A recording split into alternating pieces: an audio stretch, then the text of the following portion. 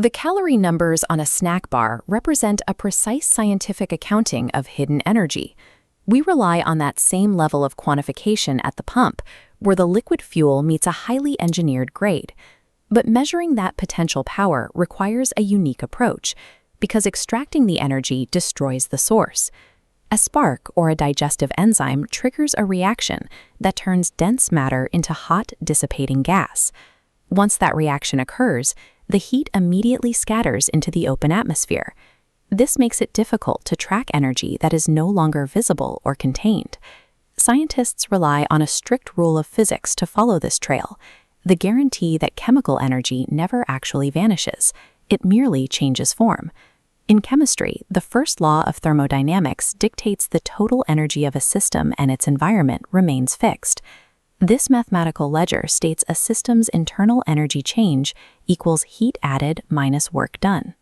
Heat is thermal energy flowing across the boundary. The second variable is physical work. In a chemical reaction, this usually looks like a rapidly expanding gas pushing against a mechanical barrier.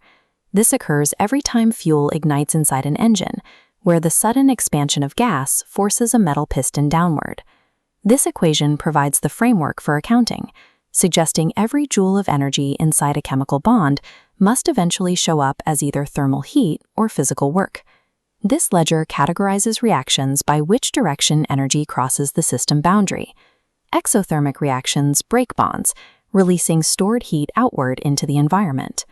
Conversely, endothermic reactions pull thermal energy inward from the surroundings to drive the reaction.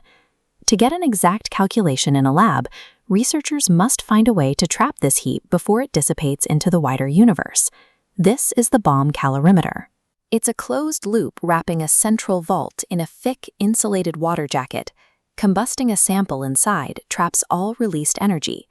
By tracking micro-fluctuations as the thermometer climbs, researchers quantify the thermal flow. By isolating the environment, the calorimeter converts the hidden chemical energy into a measurable temperature change that matches the first law's requirements.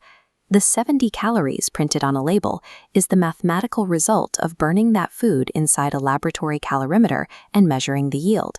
This same thermodynamic accounting determines the efficiency and energy density of the fuel we use for transportation.